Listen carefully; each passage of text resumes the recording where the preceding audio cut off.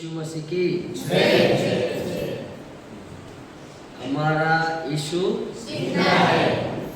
તે ઉઠ્યો છે હાથે કે ગુડ બહુ આનંદ થયો આજના દિવસને માટે ઈશ્વરે સરસ સમય આપણને આપ્યો છે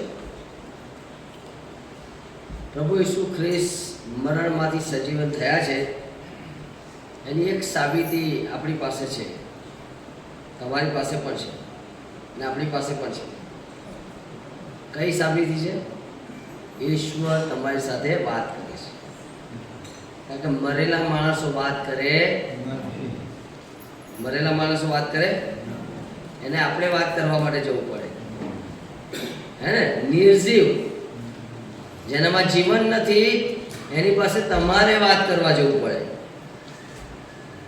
અને જેની પાસે જીવન છે એ તમારી સાથે વાત બોલો ઈશ્વરે તમારી સાથે વાત કરી છે તો એ સાબિતી છે આપણો ઈશ્વર જીવતો છે પ્રાર્થના કરીએ પ્રભુ આભાર તમે સૃષ્ટિના સર્જનાર તમારો જન્મ થતો નથી ને તમારું મૃત્યુ થતું નથી તમારી શરૂઆત નથી ને તમારો અંત નથી આ તો ઈશ્વર યોજનામાં તમે એક રૂપ ધારણ કર્યું માનવ દેહ ધારણ કર્યો આ દેહ એટલા માટે ધારણ કર્યો કે તમે માણસોની સમકક્ષાએ આવો અને માણસોના રૂપમાં આવીને માણસોના પ્રશ્નને નાબૂદ કરો હવે પ્રશ્નને નાબૂદ કર્યા પછી શું પછી તમને કોઈ રોકી શકે નહીં તમને કોઈ જકડી શકે નહીં તમને કોઈ બાંધી શકે નહીં અને એટલા માટે તમે મૃત્યુના બંધનને તોડીને એ કબરના બંધનને તોડીને એ જબરજસ્ત માણસોના બંધનોને તોડીને તમે બહાર આવ્યા અને તમે કહ્યું કે હું જીવું છું માટે જેઓ મારી પર વિશ્વાસ કરશે તેઓ પણ જીવશે આભાર માનીએ છીએ આજના દિવસને માટે તમારી સ્તુતિ કરીએ છીએ આજનું વચન દ્વારા તમે અમારી સાથે વાત કરો પ્રભુ ઈસુ ખ્રિસ્તના નામમાં માગીએ સાંભળો સ્વીકાર સારું આજે મને અહીં હું આવ્યો છું ત્યારે કેટલાક લોકોનો આભાર માનીશ કારણ કે જરૂરી છે બાળક સાહેબને એમનું કુટુંબ તો હું એમની સાથે રહ્યો છું તમે કોઈની સાથે રહો ને એટલે એમનો સાચો સ્વભાવ ખબર પડે હે ને દૂરથી કોઈકે કહ્યું હોય કે આવા છે તો માની લો સાથે રહો એટલે તમને ખબર પડે કે કેવા છે અને એમની સાથે ગયા શનિવારથી છું અને આજે રવિવાર અને મેં એમને ખ્રિસ્તને પ્રેમ કરનારા ખ્રિસ્તની સેવામાં પુષ્કળ બર્ડન ધરાવનારા પ્રાર્થનાવાદી ને સમર્પિત કુટુંબ જોયું છે અને મારી બહુ સેવા કરી છે હું જો હમણાં લખું તો બહુ લાંબુ થઈ જાય પણ હું ઉઠું ને અવાજ સંભળાય ને એટલે આ બાજુ એ ચા કોફી તૈયાર થઈ જાય મારે કહેવાની જરૂર નથી સહેજ અવાજ સંભળાય ને એટલે પાણી ગરમ મૂકી દે સહેજ અવાજ થાય એટલે આ કરી દે સહેજ એમને જ બેઠો હોય ને તો કહે છે આ કરવું છે સાહેબ આ જોઈશ એટલે તમે જુઓ કેટલી બધી કન્સર્ન મારી દીકરીએ પણ કહ્યું કે આપણી કેટલી બધી કાળજી લે છે એટલે અમે આ નોટિસ કર્યું થેન્ક યુ સાહેબ અમારા અને કુટુંબના પ્રેમને માટે ચોક્કસ ઈશ્વર તમને પુષ્કળ બદલો આપશે કમિટી સભ્યોનો પણ આભાર માનું છું કે તેમણે મારી પસંદગી કરી અને તેમાંના ઘણા બધા ખાસ કરીને શિવરામભાઈ જેમણે મારી સાથે ઘણી વાતચીત કરી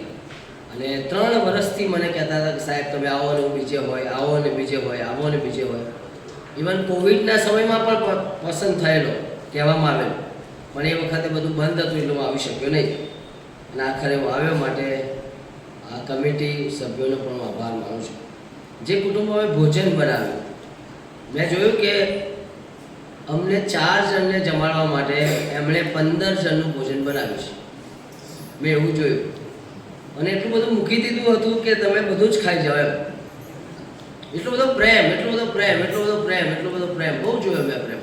સાચું કહું છું. બસ મને નામ નથી ખબર, પણ આઈ રિયલી એપ્રિશિએટ, હું એમને એપ્રિશિએટ કરું છું. અને તમારું નાનામાં નાનું કામ, તમે જે પ્રેમ બતાવ્યો છે એ ઈશ્વર ભૂલનાર દેવ નથી. ઈશ્વર તમને આશીર્વાદ આપશે. જે લોકોએ દૂધ આપ્યું છે, બધું આપી ગયા છો, આવ્યા છો, મુલાકાત કરી છે, આ બધાનો પણ હું આભાર જ માનું છું. કારણ કે તમે આ અમારા માટે કર્યું છે. ડૉક્ટર ફિલિપ જે રેકોર્ડિંગ કરે છે, વિડીયો મૂકે છે, જે લોકો નથી આવતા એ લોકોને સાંભળવા માટે, એમનો પણ હું આભાર માનું છું. મારી દીકરી એ પણ મારી સાથે આવી. એની પાસે ચાન્સ હતા, એને એના ફોઈનું ઘર બહુ ગમે છે. જેવું વેકેશન પડે એટલે એને ત્યાં જવાનું ગમે. પણ આ વખતે એણે બલિદાન આપ્યું કે મારે ત્યાં નથી જવું અને મારે પપ્પા તમારી સાથે આવવું છે. અને એ આવી તો મને બહુ ગમ્યું, કારણ કે મારી સાથે વાત કરનાર, કંપની આપનાર એ હતી રહી, અને એ પણ આવી. એના માટે સનાનો પુષ્કળ આભાર. માઇક અને આ બધી વ્યવસ્થાઓ તમે સરસ કરી. જમવાનું બનાવ્યું, યુથ રિટ્રીટમાં જોવાનો માટે તમે વ્યવસ્થા કરી, ફેમિલી સેમિનારમાં વ્યવસ્થા કરી, ભાષણ ઘસ્યા છે, કેટલું બધું કામ કર્યું છે. અને આપણા મધ્ય એક વડીલ છે જેઓ ચાલતા આવે છે, એનું નામ મને નથી ખબર, પણ તમે ઓળખો જ છો. એમના જીવનથી હું ઘણું શીખ્યો છું કે સેવા માટે ઉંમર કોઈ પણ રીતે બાધારૂપ બનતી, હૃદય હોવું જોઈએ તમારી પાસે. અને આ વડીલ જેઓ દાદાની ઉંમરના છે, એમણે મારી સાથે જ્યારે આજે સવારે વાત કરી ત્યારે એમણે કહ્યું કે આ મંડળી મંદ હતી, પણ ઈશ્વરે મુલાકાત લીધી છે અને હવે જાગૃતિ આવશે. સાચી વાત છે? સાચી વાત છે. અને એમનો પણ આપણે આભાર માનીએ છીએ. એ સાથે આપ સર્વ કે જેમણે મારા માટે પ્રાર્થના કરી, ક્વાયર, અને તમે જે સરસ ગીતો વગાડ્યા, અને જે નાની મોટી સેવાઓ, તમે કોઈને પૂછવા ગયા નથી, આપ સર્વનો પણ અમે ખરેખર આભાર માનીએ છીએ. મારી વાઈફ અને મારી દીકરીએ પણ બલિદાન આપ્યું છે, કારણ કે અહીંયા લગભગ 11 દિવસથી 8 અને 9 દિવસથી અમે બહાર છીએ, અને બધું હોય ને બધું જ કામ હોય, તમને ખબર જ છે કેવું હોય, પણ એમણે મેનેજ કર્યું મારા વગર.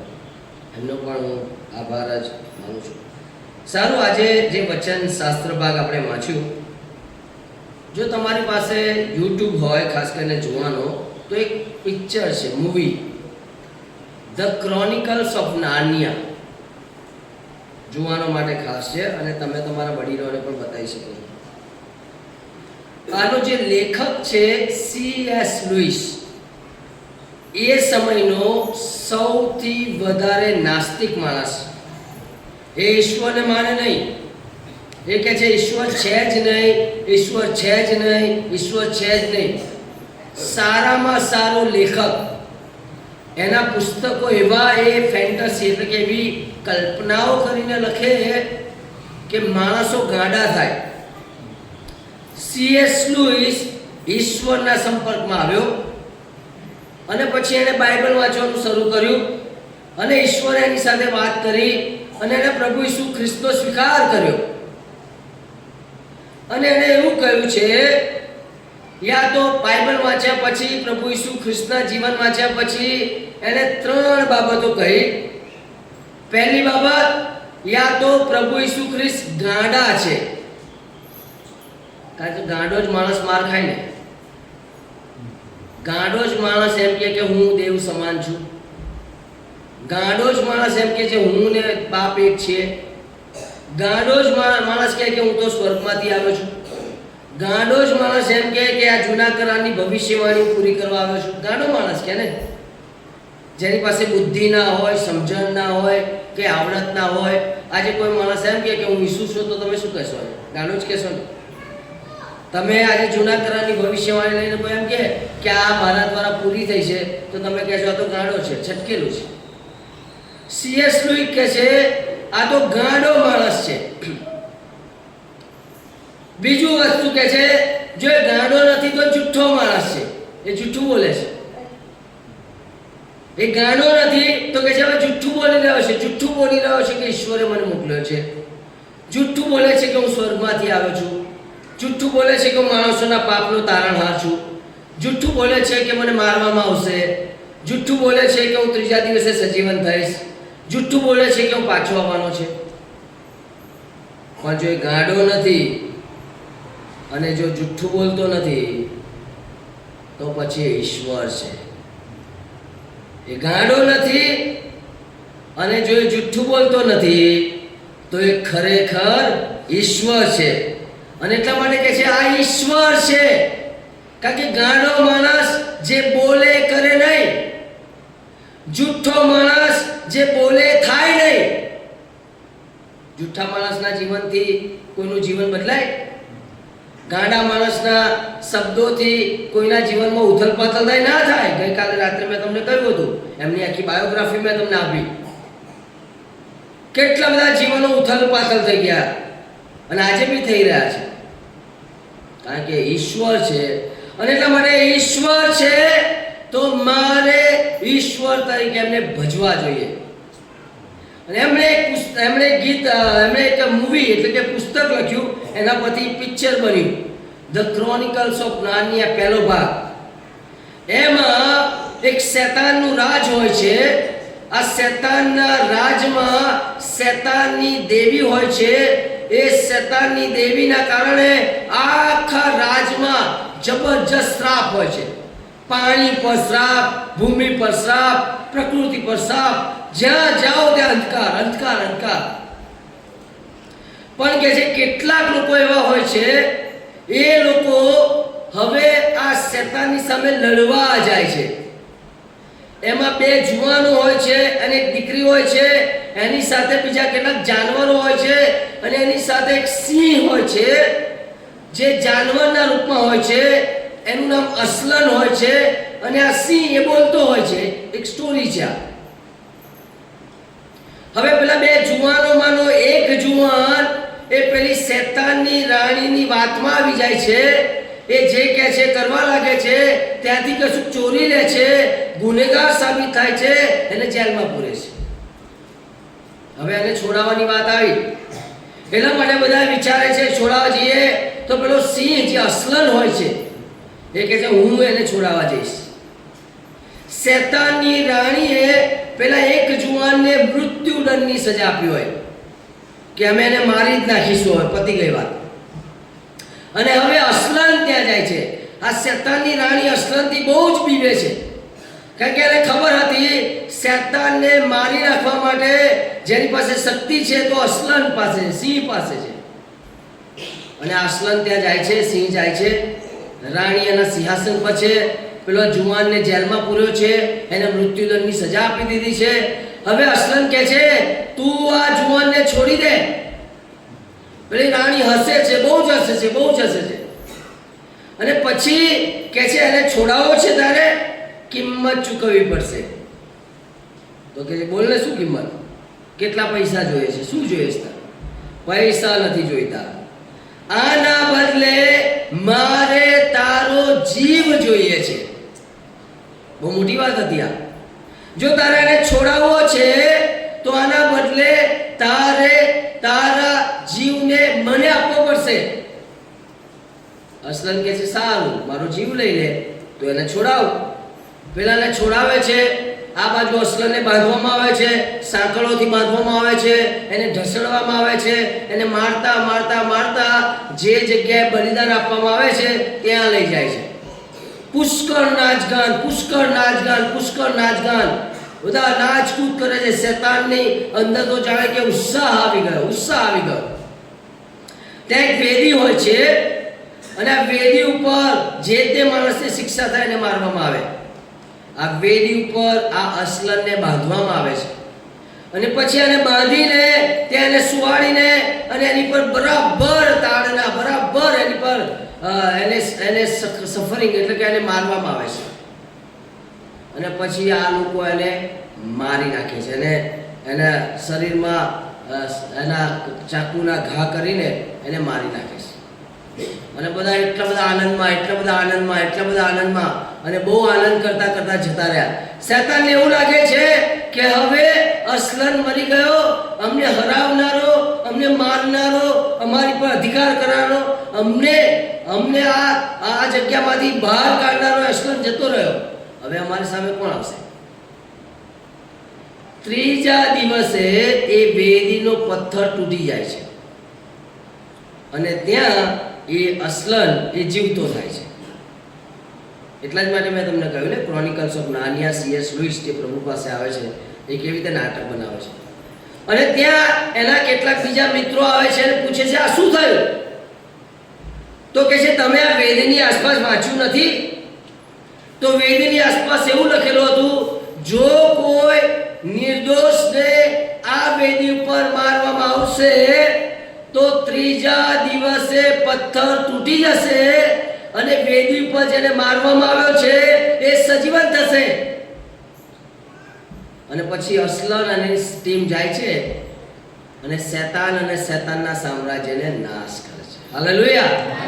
આ બાઇબલની સ્ટોરીને આખા વિશ્વમાં બતાવી કોણે? C.S. લુઈસે, જે પોતે નાસ્તિક હતો, જે ઈશ્વરનો માનતો નહોતો, જે ઈશ્વરને કહે છે ઈશ્વર છે જ નહીં, પણ જ્યારે એણે પ્રભુ ઈસુ ખ્રિસ્તનો અનુભવ કર્યો. વિચારો, આ કેટલી મોટી વાત છે. આ સામાન્ય માણસની વાત નથી કરતો. ઇન્ટરનેશનલ હોલીવુડના એ એક્ટરોએ એના ઉપરથી આખી પિક્ચર બનાવ્યું અને અસંખ્ય લોકોએ જોયું. શું જોયું? નિર્દોષ માણસને જો મારી નાખવામાં આવશે ને તો વેદીનો પથ્થર તૂટી જશે. તમને ખબર કેમ તૂટી ગયો? પથ્થર તૂટી ગયો મતલબ હવે બીજી વાર વેદીની જરૂર નથી. હવે બીજા કોઈની બલિદાન જરૂર નથી. આ એક જ બલિદાન કાફી છે, જેના કારણે બધું જ સરખું થઈ ગયું. અને આ વાત બાઇબલમાં બહુ જબરજસ્ત રીતે લખવામાં આવી છે. તમે વાંચ્યું ને અહીંયા 28મા અધ્યાયમાં 3 બાબતો આપણે જોવાના છે. કે છે કે ઈસુની બરાબરી કરનાર કોઈ નહોતું, ઈસુની સામે આવનાર કોઈ નહોતું. જ્યારે ઈસુની સામે મોત આવ્યું ત્યારે ઈસુએ કહ્યું ચૂપ થઈ જા, બંધ થઈ જા. એ મરણને કહ્યું ચૂપ, કારણ કે મરણ હવે તું કોઈને ડરાવી શકીશ નહીં. એ મરણને ધમકાવી દીધું, મરણને શાંત પાડી દીધું, મરણનો અવાજ જતો રહ્યો. કેમ?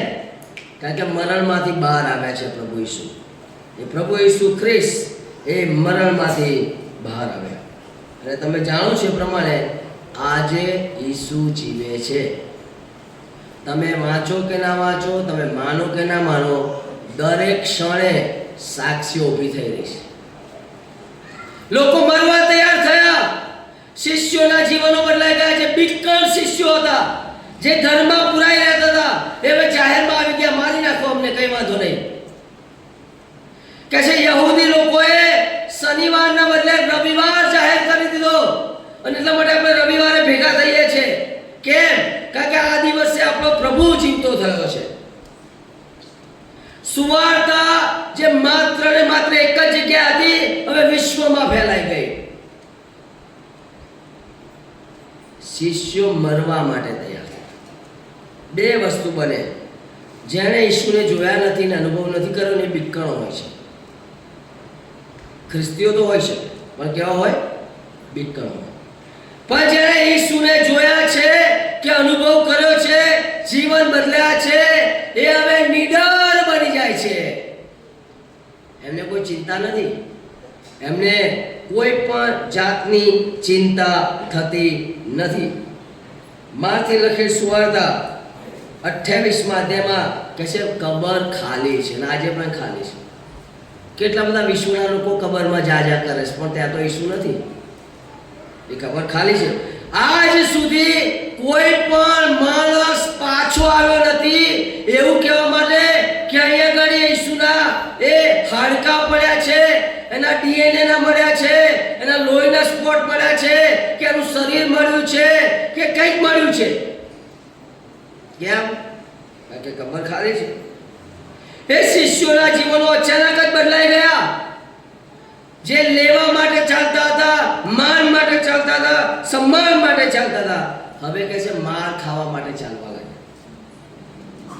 એ દિવસે કેટલા બધા લોકોએ પ્રભુ ઈસુ ખ્રિસ્તનો સ્વીકાર કરી નાખ્યો. અને પ્રેરિતોના કૃત્ય બીજા અધ્યાયમાં જાઓ તો કે મંડળીની સ્થાપના થઈ, 3000 લોકો આવ્યા. બાઇબલમાં તમે જ્યાં પણ વાંચો ને યહૂદી લોકો વિશ્વાસ કરે છે, યહૂદી લોકો વિશ્વાસ કરે, ત્યારે સમજજો આ સામાન્ય વાત નથી. આ દુનિયામાં યહૂદી લોકો જ એવા છે જેમની પાસે સાચી સત્ય ઈશ્વર વિશેની માહિતી છે. પણ બાઇબલમાં વારે ઘડીએ લખ્યું છે આ એ લોકો વિશ્વાસ કરવા લાગ્યા જેમની પાસે પૂરેપૂરી માહિતી છે. અને આવા લોકો બદલાયા. કે છે સ્ટીફનને મારી નાખ્યો, મરવા માટે તૈયાર થયો. યાકૂબને મારી નાખ્યો. ફિલિપને ફિગિયામાં હેલોપિયોસિસમાં કે છે એને વધસ્તંભે ચડી દીધો. માર્થીને ઇથોપિયામાં કાપી નાખવામાં આવ્યો. થોમાને ભારતમાં ભાલો મારીને મારી નાખવામાં આવ્યો. માર્કને પણ એવી જ રીતે એના શરીરની અંદર કે છે ઘા મારવામાં આવ્યા. પિત્તરને ઊંધો લટકાવવામાં આવ્યો. આ બધું કેમ થયું? આ બધું કેમ સહન કર્યું? કેમ લોકો મરવા લાગ્યા? કોઈ જૂઠા વ્યક્તિ માટે મરે, કોઈ ગાંડા વ્યક્તિ માટે મરે, કોઈ બુદ્ધિહીન વ્યક્તિ માટે મરે, જેની પાસે કોઈ સમજણ ના હોય એવા વ્યક્તિ માટે કોઈ ના મરે. પણ ઈસુ સાચા હતા, સત્ય હતા, એટલા માટે મરવા લાગ્યા. સ્મરણા મંડી છે બાઇબલમાં એનો બિશપ પોલિકાર્પ. એ સમયમાં બિશપ પોલિકાર્પ એ 86 વર્ષનો હતો અને ત્યાં એને પકડવામાં આવ્યો. એને પકડીને કહેવામાં આવ્યો કે તું કૈસરને પ્રભુ તરીકે માન, ઈસુનો નકાર કર. પોલિકાર્પને જાહેરમાં એક થાંભલા સાથે બાંધીને કહેવામાં આવ્યું કે તું માની લે કૈસર એ પ્રભુ છે અને કૈસર જ ઈશ્વર છે, ઈસુ પ્રભુ કશું જ નથી. પોલિકાર્પ કહે છે જે ઈશ્વરે 86 વર્ષ સુધી મને સાચવ્યો છે, વફાદાર રહ્યા છે, મારી કાળજી લીધી છે, એ ઈશ્વરને હું કેવી રીતે નકારી શકું? ભાઈ તારે મારવું હોય તો મને મારી નાખ, વાંધો નહીં. કે છે એને આગમાં એને સળગાવવાનું કર્યું પણ ત્યાં આગ લાગી જ નહીં. એને આગમાં સળગાવવાનું કર્યું પણ આગ લાગી જ નહીં. એટલા માટે પેલો કૈસર અકળાઈ ગયો અને એને વીંધી નાખ્યો, મારી નાખ્યો અને પછી બાળ્યો. એને આવા માણસો જબરજસ્ત બદલાઈ ગયા. એન્ડ્રિયા, જે મેં તમને આગળ કહ્યું હતું, એન્ડ્રુની વાત કરે છે, આંદ્રિયાની વાત કરે છે, એ વેલ્સ દેશમાં ગયો અને ઉથલ-પાથલ થઈ ગઈ. વિલિયમ કેરી ભારતમાં આવ્યા. જીવતી સ્ત્રીઓને બાળી રાખવામાં આવતી હતી, સતી પ્રથા હતી. આ જુવાને આવીને એને ખબર હતી કે આ ઈશ્વર વિરુદ્ધ કૃત્ય છે અને ધમાલ મચાવી દીધી. અને તમે જુઓ કે આપણા દેશમાંથી ઘણા બધા એવા બાબતો હતી એને રિમૂવ કરી, એને પોતાનું જીવન આપી દીધું. વિશ્વમાં સુવાર્તા આપનારા લોકો વધ્યા. વિશ્વમાં સુવાર્તા આપનારા લોકો વધ્યા. આજે પ્રભુ ઈસુ ખ્રિસ્ત જ્યારે સજીવન થયા છે ત્યારે 3 બાબતો લઈને જાઓ. સૌથી પહેલી બાબત, બીહોમાં. કોઈ પણ બાબતની બીક રાખવાની જરૂર નથી. જો તમને મરણની બીક લાગે છે તો બીસો નહીં. તમને જીવનની બીક લાગે છે તો બીસો નહીં. તમને નાની મોટી ઘરમાં કે બહાર નાની મોટી બીક લાગે છે તો હવે બીવાની જરૂર નથી. કેમ? કારણ કે બાઇબલ એમ કહે છે હવે ઈસુ તમારી સાથે છે. જુઓ જગતના અંત સુધી. એનો મતલબ તમારા માતા પિતા સાથે નહીં રહે, તમારા પતિ સાથે નહીં રહે, તમારી પત્ની સાથે નહીં રહે, તમારા બાળકો સાથે નહીં રહે. આ બધા તમને છોડીને જતા રહેશે. પણ કહે છે બીસો નહીં, ડરશો નહીં, બીવાની જરૂર નથી. કારણ કે પ્રભુ ઈસુ ખ્રિસ્ત જે વચન આપનાર દેવ છે એ તમારી સાથે છે. ભલે ખેતરમાં ઓછો પાક થાય, બીસો નહીં. ભલે નોકરીમાંથી કાઢી મૂકે, બીસો નહીં. ભલે એજ્યુકેશનમાં અભ્યાસમાં નિષ્ફળ જાઓ, ફેલ થાઓ, બીસો નહીં. ફરીથી શરૂઆત કરો. ભલે કોઈ મારવાની બીક આપે, બીસો નહીં. ભલે તમારી સતાવણી થાય, બીસો નહીં. ભલે તમને નોકરીમાંથી કોઈ કાઢી મૂકે, બીસો નહીં. ભલે તમારા બાળકોને કોઈ હેરાન કરે, બીસો નહીં. કેમ? ઈસુ હવે તમારી સાથે છે. આજનો સંદેશ એ છે કે પ્રભુ ઈસુ ખ્રિસ્ત જીવતા છે, જીવે છે, માટે બીવાની જરૂર નથી. દક્ષિણ કોરિયાની એક વાત તમને કહીશ. 1950 ની સ્ટોરી છે. આપણા ભારત દેશ છે એવો દક્ષિણ કોરિયા છે, જ્યાં મોટા ભાગના ખ્રિસ્તી લોકો રહે છે. આપણા દેશનો સૌથી ધનવાન બિઝનેસમેન, એવો એક ત્યાં બિઝનેસમેન, સૌથી ધનવાન. તમે વિચાર કરો, જુવાનોને ખબર હશે આપણા દેશમાં સૌથી ધનવાન કોણ છે? બિઝનેસમેન. એવો આ બિઝનેસમેન, ઈશ્વરમાં જબરજસ્ત માનનારો વ્યક્તિ, ઈશ્વરની પાછળ ચાલનારું કુટુંબ, પતિ, પત્ની ને બાળક. આ ઘરની અંદર યુસંગ નામનો એક જુવાન દીકરો, એ માત્ર 22 વર્ષનો દીકરો, અને આ દીકરાને એમણે ઈશ્વરની બીકમાં મોટો કર્યો હતો. ભૌતિકતામાં નહીં, ઈશ્વરની બીકમાં મોટો કર્યો હતો. સત્ય ઘટના કહી રહ્યો છું તમને. આ યુસંગ એ ઈશ્વરને એટલો બધો પ્રેમ કરે, એના માતા પિતા પ્રેમ કરે, અને આ લોકો ઈશ્વરને બહુ જ સમર્પિત હતા. મને કહે છે દક્ષિણ કોરિયાની અંદર સામ્યવાદી લોકોનો બહુ ત્રાસ હતો. આ લોકો ધનવાનોને પકડે, મારે, જેલમાં પૂરે, લૂંટી લે, નાણાં લે, બધું જ કરે. અને એમને ખબર પડી કે દક્ષિણ ભાગમાં કેટલાક સામ્યવાદીઓ આવી રહ્યા છે, હુમલો કરી રહ્યા છે, અને હવે બધાને મારવાના છે. અને આ લોકો પણ યુસંગ, એના પપ્પા, એની મમ્મી એ દક્ષિણમાંથી, એટલે કે જે દક્ષિણ ભાગ હતો એમાંથી ઉત્તર ભાગમાં જતા રહ્યા, અને એક જંગલ સાઈડમાં એવી બાજુમાં જતા રહ્યા. પુષ્કળ ધનવાન હતા એ. પણ આ સૌથી ધનવાન હોવાને કારણે એ સામ્યવાદી લોકો જે હતા એમણે આને શોધવા માટે પ્રયત્ન કર્યો, કારણ કે એને ખબર હતી સૌથી ધનવાન આ છે.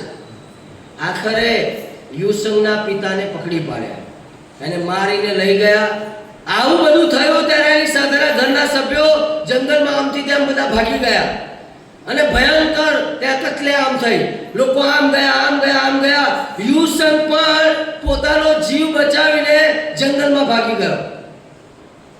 તમે જોઈ શકો છો કે તમારી આસપાસ જંગલ જ છે. હવે એ કંઈ ધમાલ થાય તો તમે આમ જાઓ જઈ શકો છો.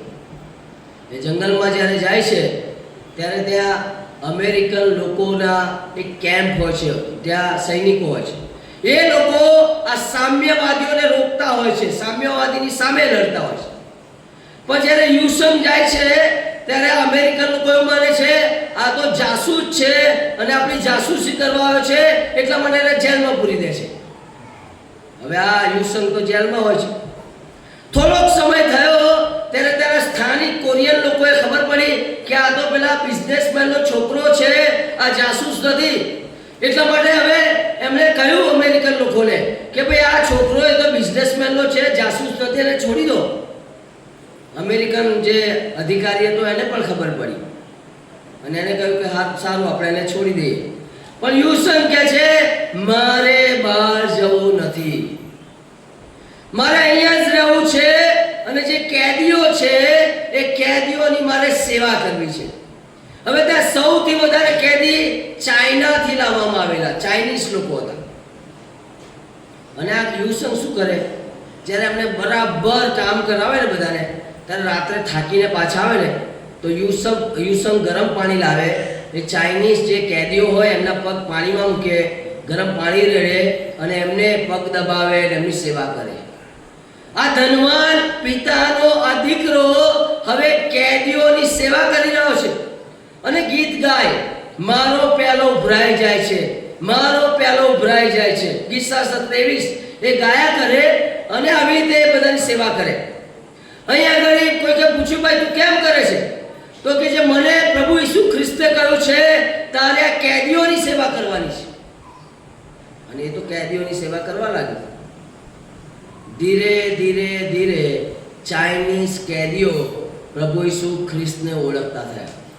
એ સમય એવો હતો 1950, જ્યારે ચાઇનામાં તમે બાઇબલ લઈને જાઓ ત્યાં જ તમને મારી નાખે, એક ક્ષણે તમને મારી નાખે. એટલા માટે ચાઇનામાં કોઈ સુવાર્તા આપી શકે એવું જ નહીં. પણ ઈશ્વરે ચાઇનીઝ કેદીઓને કોરિયામાં મોકલ્યા, અને કોરિયન એક ધનવાન માણસના દીકરાને જેલમાં મોકલ્યો અને ધીરે ધીરે ધીરે ધીરે ત્યાં આગળ પ્રભુમાં લોકો ઉમેરાતા ગયા.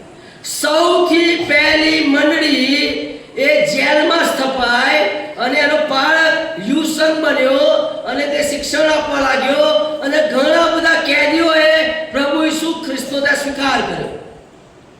સાંભળજો હું જે કહી રહ્યો છું, એક ધનવાન માણસના દીકરાની વાત છે, આ સત્ય ઘટના છે. અને ત્યારે આ યુસંગે એ મંડળી શરૂ કરીને ત્યાં તો ઉથલ પાથલ થઈ ગઈ અને બધા લોકો ઉમેરાતા ગયા. એમણે કહ્યું કે ધ ચર્ચ ઇન ધ વિલ્ડરનેસ, એનો મતલબ અરણ્યની અંદરની મંડળી, એવું નામ આપ્યું. પણ ત્યાંનું વાતાવરણ એવું હતું, આ તો ધનવાન હતો, ત્યાં જમવાનું ને બધું યોગ્ય ના હોય, એટલા માટે યુસંગ ધીરે ધીરે બીમાર પડતો, પાણી સેટ ના થયું, ભોજન સેટ ના થયું અને બીમાર પડતો રહ્યો. અને એક દિવસ આવી રીતે સેવા કરતા કરતા મારો પ્યાલો ભરાઈ જાય છે. 24 વર્ષની ઉંમરે 22 વર્ષે જેલમાં જાય છે. જેલમાં જઈને 2 વર્ષમાં અસંખ્ય કેદીઓ પ્રભુ ઈસુ ખ્રિસ્ત પાસે આવે છે, મંડળી સ્થપાય છે અને 24 વર્ષની ઉંમરે મરણ પામે છે. એની પાસે તક હતી કે પાછો જાય, પણ એની પાસે ઈસુનો અવાજ હતો. એ ઈસુ જીવતા હતા એટલા માટે મરવા માટે તૈયાર થઈ ગયો. એણે પોતાનું જીવન આપ્યું. અહીંયા શું કહે છે? બીહો માં. શાની બીક લાગે છે તમને?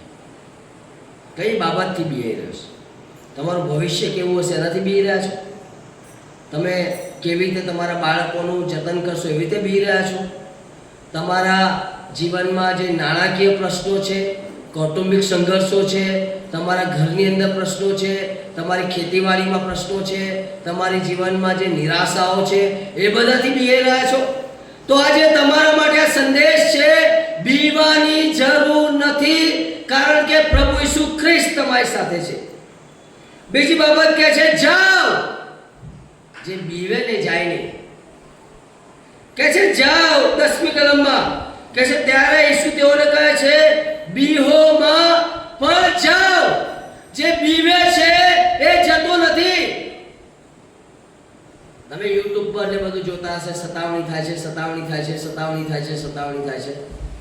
બાઇબલ કહે છે જે તમારા શરીરને મારી નાખે છે ને એનાથી બીસો નહીં, પણ જેની પાસે તમારા આત્માને મારવાનો અધિકાર છે, એ અનંતકાળમાં નરકમાં નાખવાનો અધિકાર છે, એનાથી બીવો.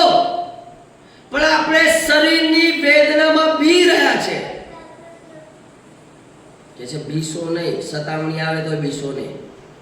તમારો મિત્ર તમારું અપમાન કરે તોય બીસો નહીં. બીવાની જરૂર નથી.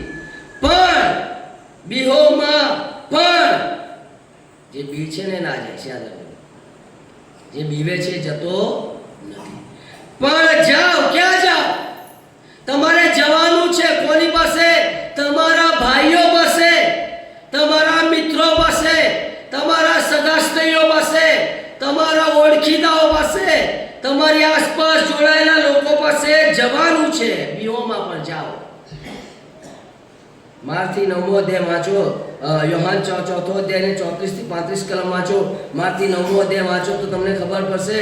તમારી આંખો ઊંચી કરીને તો જુઓ. ફસલ પાકી ચૂકી છે. ઉદ્ધાર માટે લોકો આજે પોતાના જીવ આપી રહ્યા છે.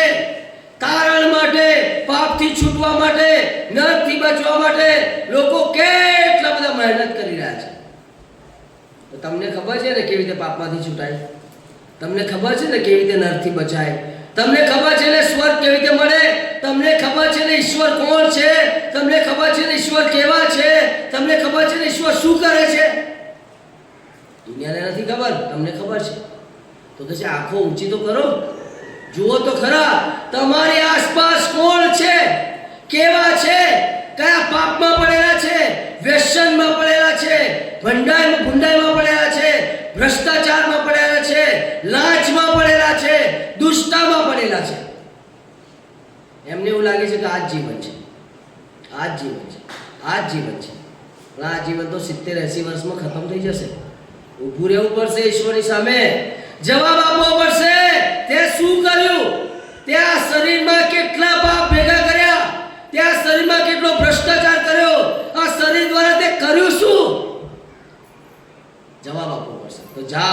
ક્યાં જાઓ? જે લોકો ઈશ્વરથી દૂર છે. તમારી આસપાસ કોઈ છે જે ઈશ્વરને નથી ઓળખતો? તમારા ગામમાં કોઈ છે જે ઈશ્વરને નથી ઓળખતો? તમારા ઘરમાં કોઈ છે જે ઈશ્વરને નથી ઓળખતો? તમારા મિત્ર સર્કલમાં કોઈ છે જે ઈશ્વરને નથી ઓળખતો? તમારી આસપાસની ઓળખીતામાં કોઈ છે? જાઓ. શું કહે છે? જાઓ. કમાન્ડ છે, જાઓ. અને જઈને શું કરવાનું છે? કહેવાનું છે. શું કહે છે? જાઓ, મારા ભાઈઓને કહો. શું કહેવાનું છે? જે ઈસુએ મારું જીવન બદલ્યું છે, જે ઈસુએ મારા પાપ માફ કર્યા છે, જે ઈસુએ મને નરકમાંથી બચાવ્યો છે, જે ઈસુએ મને પાપથી છોડાવ્યો છે, જે ઈસુએ મને બદલી નાખ્યો છે, ઈસુ તમને પણ બદલી નાખશે. 3 બાબતો. બીહોમાં જાઓ અને કહો. તમને એવું નહીં લાગતું તમારામાં જે કામ થયું છે એવા તમારા ભાઈઓમાં થાય? તમને એવું નહીં લાગતું કે તમને જે માફી મળી છે તમારા સગાવાળાને મળે? તમને એવું નથી લાગતું તમને નરકમાંથી છોડાવ્યા છે તો ઈશ્વર એમને પણ છોડાવે? તમને એવું નથી લાગતું કે ઈશ્વરે તમને બદલી નાખ્યા છે તો એમને પણ બદલી નાખે? તમને એવું નથી લાગતું કે જે ઈશ્વરે તમારને જીવન આપ્યું છે એને પણ જીવન આપે? ગઈકાલે મેં મારી સાક્ષી આપી હતી, તમને ખબર છે કેવી રીતે ઈશ્વરે મને બદલી નાખ્યો? તમને ખબર છે? 8 લોકો મારા લાઈફમાં અત્યાર સુધી આવ્યા. એ 8 લોકો આત્મહત્યા કરવાના હતા, પણ જ્યારે મારો સંપર્ક થયો ને ત્યારે હવે બીજાના માટે જીવી રહ્યા છે. જો હું ના હોત તો એ 8 લોકો એ કોઈક ને કોઈક રીતે મરી ગયા હોત, પણ ઈશ્વરે મને બચાવ્યો ને એટલે હવે ઈશ્વર મારા દ્વારા બીજાને બચાવી રહ્યા છે. જાઓ, જવાની બહુ જરૂર છે. ભારત દેશના લોકો 500 વર્ષથી એક પ્રાર્થના કરે છે. તમને કદાચ ખબર હશે, સ્કૂલમાં પણ પ્રાર્થના કરતા હશે. અસત્યો માહેથી પ્રભુ પરમ સત્ય તું લઈ જા. સ્કૂલમાં ગવાય છે, કોલેજમાં ગવાય છે, ભજનોમાં ગવાય છે, નાના મોટા ફંક્શનોમાં ગવાય છે, અને જ્યાં પેલા ડાયરાઓ ચાલતા હોય ત્યાં ગવાય છે, કથાઓ ચાલતી હોય ત્યાં ગવાય છે. વિશ્વમાં જ્યાં પણ ભારતીયો છે એ દરેકે દરેક ભારતીય એ આ ગીત ગાય છે, આ પ્રાર્થના કરે છે. એ કહે છે, પ્રભુ આ અસત્યમાંથી મારે સત્યમાં જવું છે. આ સંસારમાં કેટલું બધું જુઠ્ઠાણું છે અને મારે હવે સત્યમાં જવું છે. યોહાનની લખેલી સુવાર્તા 14મો અધ્યાય 6 ને 7મી કલમ વાંચો તો આ પ્રાર્થનાનો જવાબ પ્રભુ ઈસુ ખ્રિસ્ત આપે છે. પ્રભુ ઈસુ ખ્રિસ્ત કહે છે, માર્ગ, સત્ય તથા જીવન હું છું. પ્રભુ ઈસુ ખ્રિસ્ત આ લોકોની પ્રાર્થના સાંભળી રહ્યા છે, જે લોકો કહે છે અમે અસત્યથી કંટાળી ગયા છે, અસત્યમાંથી મારે સત્યમાં જવું છે. કોઈ પણ ધર્મના માણસે આ પ્રાર્થનાનો ઉત્તર ના આપ્યો. બાઇબલમાં પ્રભુ ઈસુ ખ્રિસ્તે ઉત્તર આપ્યો.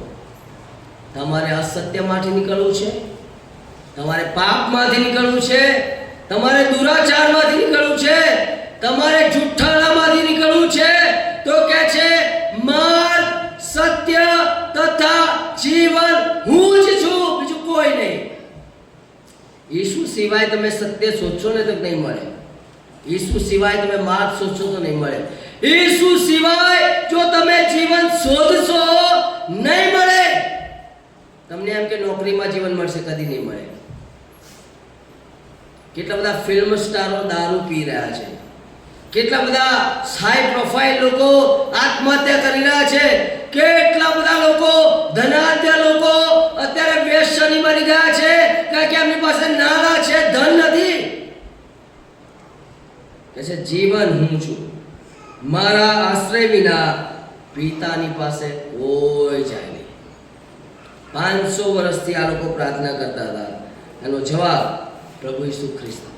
કોઈ એમને તમે પ્રાર્થના કરી રહ્યા છો અસત્યમાંથી છૂટવા માટે, મારા પ્રભુ પાસે એનો જવાબ છે. મારો પ્રભુ જવાબ આપે છે, અસત્યમાંથી છૂટવું છે, માર્ગ, સત્ય તથા જીવન હું છું. મને સત્ય મળ્યું છે, તમને પણ મળશે. એ પ્રાર્થનામાં એ ઉભેરે છે, ઊંડા અંધારેથી પ્રભુ પરમ તેજે તું લઈ જા.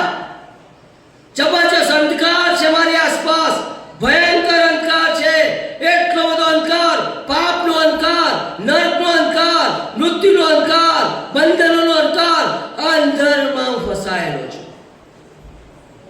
અસત્યમાંથી પ્રભુ પરમ સત્ય તું લઈ જા. ઊંડા અંધારેથી પ્રભુ પરમ તેજે તું લઈ જા. આવા ભયંકર બોટમલેસ, જ્યાં ખાડો એટલો ઊંડો છે, જ્યાં અંધકાર છવાઈ રહ્યો છે, પ્રભુ તું મને તેજે લઈ જા. યોહાનની સુવાર્તા 8મો અધ્યાય 12મી કલમમાં પ્રભુ એનો જવાબ આપે છે. ઈસુએ ફરી તેઓને કહ્યું, જગતનું અજવાળું હું છું. જે કોઈ મારી પાછળ આવે છે તે અંધકારમાં નહીં જ ચાલશે, પણ જીવનનું અજવાળું પામશે. આપણા દેશના લોકો 500 વર્ષથી એ પ્રાર્થના કરી રહ્યા છે, અંધકારમાંથી નીકળવું છે, પ્રકાશમાં જવું છે. પ્રભુ ઈસુ ખ્રિસ્ત એવું નહીં કહેતા આ પ્રકાશ એવું નથી કહેતા. પ્રભુ ઈસુ ખ્રિસ્ત કહે છે, હું જ પ્રકાશ છું. I am the light of the world. હું જ છું, હું પોતે પ્રકાશ છું. મારાથી જ તમે પ્રકાશિત થશો. અને કહે છે, જે કોઈ મારી પાસે આવશે એના જીવનમાંથી પાપનો અંધકાર દૂર થશે, નરકનો અંધકાર દૂર થશે, મૃત્યુનો અંધકાર દૂર થશે, અસભ્ય વ્યવહારનો અંધકાર દૂર થશે, લાંચનો, ભ્રષ્ટાચારનો, અનૈતિકતાનો, પાપનો એ અંધકાર દૂર થઈ જશે. પ્રભુ ઈસુ ખ્રિસ્ત આ પ્રાર્થનાનો ઉત્તર આપે છે. ઊંડા અંધારેથી પ્રભુ પરમ તેજે તું લઈ જા. પ્રભુ લઈ રહ્યા છે, જો જીવન આપી રહ્યા છે, લઈ રહ્યા છે. એ જ પ્રાર્થનાના ગીતમાં એ 3જી લાઈન કહે છે, મહામૃત્યુમાંથી અમૃત સમીપે નાથ લઈ જા. 500 વર્ષથી ગયા છે, અમે તો મહામૃત્યુમાં છે. આ મૃત્યુથી છોડાયો કોઈ નથી. તમને ખબર છે, આ દુનિયામાં જે જન્મે છે ને એની પાસે 2 જ દિવસ છે. એનો જન્મનો દિવસ અને એના મૃત્યુનો દિવસ. પણ તમને ખબર છે, પ્રભુ ઈસુ ખ્રિસ્તના 4 દિવસ છે.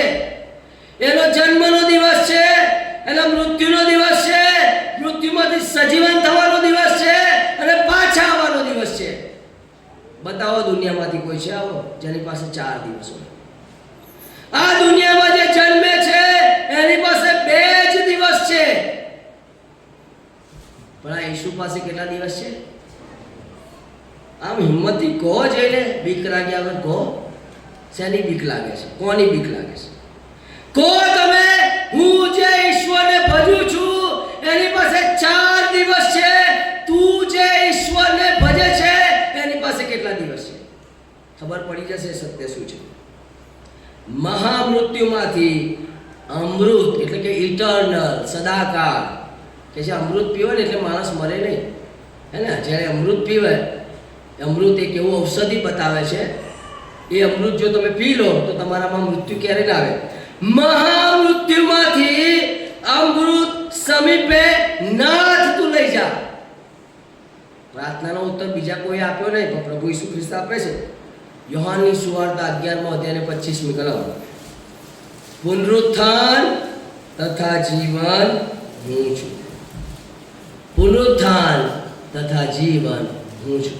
જે કોઈ મારી પર વિશ્વાસ કરશે, જો કે તે મરી જાય, હાલેલુયા, પણ તોય એ જીવતો થશે. અસત્યમાં જીવી રહ્યા છે, પ્રભુ કહે છે આઈ એમ ધ ટ્રુથ, હું સાચો છું. અંધારામાં છે, પ્રભુ કહે છે હું જ પ્રકાશ છું. મૃત્યુમાં પડ્યા છે, પ્રભુ કહે છે હું તમને સજીવન કરીશ. છે કોઈ આવો દેવ? તમે બતાવો. રમત નથી કરી રહ્યા, મજાક નથી કરી રહ્યા. આ ઈશ્વરને મેં પકડ્યા છે કારણ કે મને ખબર છે આ ઈશ્વર સાચા છે, સત્ય છે, બોલે છે, થાય છે, ચમત્કારિક છે. અને એટલા માટે આજે સવારે આ મંડળીમાં હું પ્રાર્થના કરતો તો મને 4 પ્રકારના માણસો દેખાય છે. 4 પ્રકારના માણસો આપણી મંડળીમાં છે જે ખરેખર એમના જીવન માટે એ રેડ લાઈટ એટલે કે ચેતવણી પામવી જોઈએ. આ મંડળીમાં મને કાઈન જેવા માણસો દેખાયા જે ઈશ્વરની પાસે કંઈક લઈને આવે છે, ઈશ્વરને ઉતરતી કક્ષાનું માન આપે છે, ઈશ્વર સાથે ઉતરતી કક્ષાનો સંબંધ છે, ઈશ્વર સાથે બરાબર સંબંધ નથી. અહીંયા જ બેઠા છે, આપણી અંદર જ બેઠા છે. એમનો ઈશ્વર સાથે બરાબર સંબંધ નથી. એ કાઈન જેવો સંબંધ છે. જ્યારે ઈશ્વર પાસે જાય છે ત્યારે ઉતરતી કક્ષાનું નકામું એને ચાલે ને એવું એને યોગ્ય ને એવું એ વરદાન એવું એ બાબતો આપી રહ્યો છે. કાઈન જેવા લોકો માટે બહુ ખતરનાક સમય છે, યાદ રાખજો. અહીંયા બીજા એવા લોકો છે જે સાઉલ રાજા જેવા છે. ઈશ્વર કહે છે ખરા પણ એ કરતા નથી, અધૂરું કરે છે, એમને ગમતું કરે છે, એમને નથી ગમતું નથી કરતા. અહીંયા જ બેઠા છે આપણી મધ્ય જ, તાળી પાડે છે, ગીતો ગાય છે, બાઇબલ વાંચે છે, પ્રાર્થના કરે છે, ચર્ચમાં આવે છે, પણ એ સાઉલ જેવા છે. એ લોકો ઈશ્વરની વાણી સાંભળે છે, ઈશ્વરનું કામ કરે છે એવું કહે છે પણ અધૂરું કરે છે. ઈશ્વર કહે છે એ પ્રમાણે કરતા નથી, ઈશ્વર નથી કહેતા એ પ્રમાણે કરી રહ્યા છે. તમે એમના જીવનનો બરાબર આમ પીન મારો તો ખબર પડશે. 5% ઈશ્વર કહે છે એ કરે છે, 95% ઈશ્વર નથી કહેતા એ કરી રહ્યા છે. આપણી મધ્ય એવા કેટલાક લોકો છે જે યહૂદા જેવા છે, જે ઈસુની સાથે જ છે, સાથે જ છે, સાથે જ છે. નોકરી પર જાઉં છું ક્રિશ્ચિયન છે, સ્કૂલમાં જાઉં છું હું તો ખ્રિસ્તી છું, બજારમાં જાઉં છું હું તો ખ્રિસ્તી છું, ફરવા જાઉં છું હું તો ખ્રિસ્તી છું, સગાઓમાં જાઉં છું હું તો ખ્રિસ્તી છું, ગામમાં જાઉં છું હું તો ખ્રિસ્તી છું. જ્યાં જાય ત્યાં કે હું તો ખ્રિસ્તી છું, ખ્રિસ્તી છું, ખ્રિસ્તી છું. યહૂદાની જેમ બદલાણ પામ્યા નથી. એ લોકો હજી પણ બદલાયા નથી. એ યહૂદાના જેવા છે, જ્યાં જાય ત્યાં લોકો એમને ખ્રિસ્તી તરીકે જુએ છે. અહીંયા જ બેઠા છે, આ ટોળામાં છે, બહાર જોવાની જરૂર નથી, અહીંયા જ છે, આ જગ્યા. બદલાણ પામ્યા વગરના ખ્રિસ્તી બેઠા છે. 1 તિમોથી 4 અધ્યાયમાં કહે છે દેમાસ આ જગતને પ્રેમ કરીને મને છોડીને ચાલ્યો ગયો. અહીં એવા કેટલાક લોકો છે જે કહે છે દેમાસ જેવા છે, એ જગતને એટલો બધો પ્રેમ કરે છે, એટલો બધો પ્રેમ કરે છે, એમની પાસે નોકરી માટે સમય છે, બાળકો માટે સમય છે, સ્કૂલ માટે સમય છે, ખેતીવાડી માટે સમય છે, ઈશ્વર માટે સમય જ નથી. અફસોસ છે જે લોકોને જેમને સદાકાળ ઈશ્વર સાથે ભોગવવાનું છે અને અહીંયા ઘડી એમની પાસે ઈશ્વર માટે સમય નથી. અફસોસ છે લોકોને જેમને ઈશ્વર બોલાયા કરે છે પણ ક્યાંય ફરી રહ્યા છે. અફસોસ છે લોકોને જેમના માટે ઈશ્વર કરતા બીજી બધી બાબતોનું માન વધારે છે. અફસોસ છે લોકોને કે સતત એ દુનિયામાં ગાંડા થઈ રહ્યા છે અને ઈશ્વર તો કહે છે મારી પાસે આવો, મારી પાસે આવો, મારી પાસે આવો, મારી પાસે આવો. ટાઈમ જ નથી. કાઈન જેવા લોકો આપણી મધ્ય બેઠા છે, સાઉલ જેવા લોકો આપણી મધ્ય બેઠા છે, યહૂદા જેવા લોકો આપણી મધ્ય બેઠા છે, દેમાસ જેવા લોકો આપણી મધ્ય બેઠા છે. પણ ઈશ્વરને તો કહે છે હાન્ના જેવા લોકોની જરૂર છે જે પોતાનો એકનો એક દીકરો આપી દે. એક જ દીકરો તો 10-12 નહોતા, આપણી પાસે તો વધારે છે. એક સ્ત્રીએ કેટલું મોટું કામ કર્યું. ઇસ્રાયેલ લોકોને યોગ્ય આગેવાન આપ્યો કે જેણે ઈશ્વર પાસે માંગ્યું ઈશ્વરને આપી દીધું. તમે કહો છો કે ઈશ્વરે મને કાર આપી છે, એ કારનો ઉપયોગ કેવી રીતે કરી રહ્યા છો? તમે કહો છો કે ઈશ્વરે મને ઘર આપ્યું છે, ઘરનો ઉપયોગ કેવી રીતે કરી રહ્યા છો? તમે કહો છો કે ઈશ્વરે મને ખેતીવાડી આપી છે, ખેતીવાડીનો ઉપયોગ કેવી રીતે કરી રહ્યા છે? તમે કહો છો ઈશ્વરે મને જીવન આપ્યું છે, આ જીવનનો ઉપયોગ કેવી રીતે કરી રહ્યા છે? આ સ્ત્રીને દીકરો આપ્યો ને, એ દીકરાનો યોગ્ય ઉપયોગ કર્યો. હાન્ના જેવા લોકો અહીંયા બેઠા જ છે, યાદ રાખજો. જો કાઈન જેવા પણ છે તો હાન્ના જેવા છે.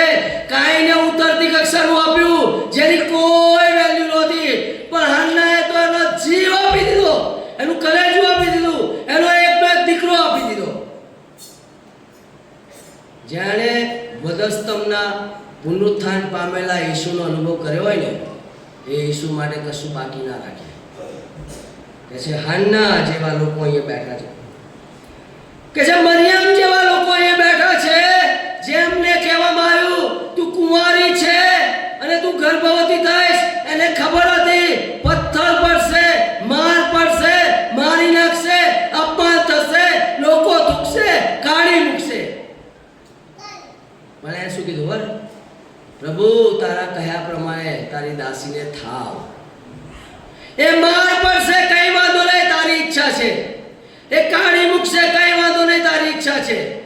આ મરિયમ જેવા લોકોની જરૂર છે, જે ઈશ્વરને માર ખાતા સુધી, મરતા સુધી આધીન રહે. યાદ રાખજો, પોલિકાર્પ મેં તમને વાત કરી પ્રમાણે, યુસંગની વાત કરી મેં તમને. આ લોકોએ જીવનો આપ્યા, આપણે શું આપીએ છીએ?